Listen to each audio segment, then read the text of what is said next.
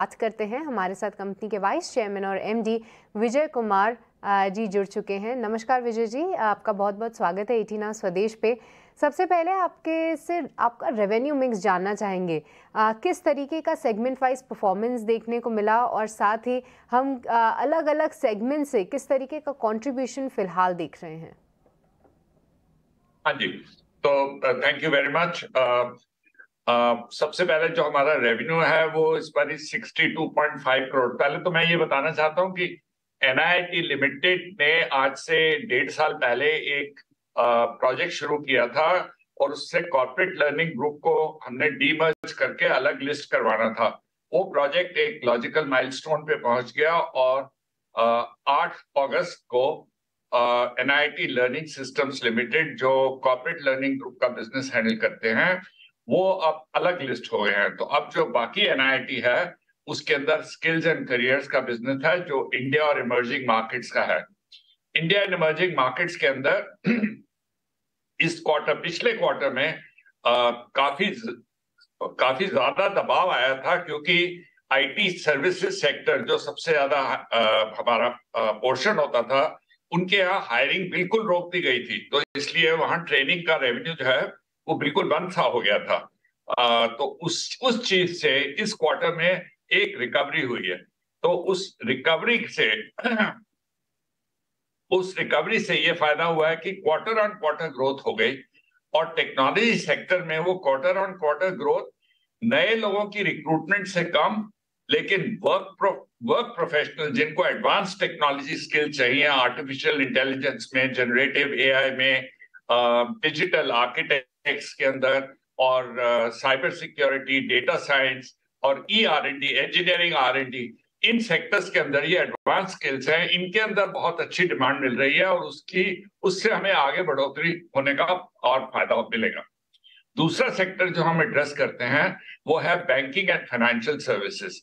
आप नोटिस कर रहे हैं कि बैंक्स के अंदर रिटेल एक्सपेंशन बहुत जोर से हो रहा है और उसके अंदर वो बहुत लोग हायर कर रहे हैं। और क्योंकि हम बैंकिंग के अंदर बहुत स्ट्रांग रह चुके हैं, मार्केट लीडर्स हैं, इसलिए हमें बहुत अच्छी डिमांड मिली है। पर उसका फायदा इस क्वार्टर में नहीं आया, उसका फायदा अगले 3 क्वार्टर, थोड़ा सा इस क्वार्टर में आया, पर बाकी जो है वो अगले 3 क्वार्टर्स में आएगा। तो वो जो स्ट्रॉन्ग मैंडेट्स मिली है हमें, 10,000 से प्लस लोगों को ट्रेन करना अगले 3 क्वार्टर के अंदर, वो चीज बहुत एक्साइटिंग है।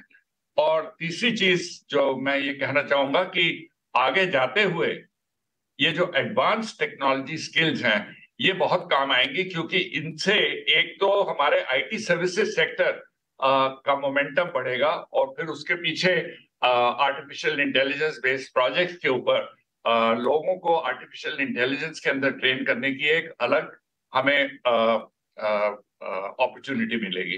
तो इस टाइम पे इस रिजल्ट्स के अंदर हम यही कह रहे हैं, हमारा प्रॉफिट आफ्टर टैक्स 2.2 करोड़ था। लास्ट क्वार्टर में वो 9.5 करोड़ का लॉस था।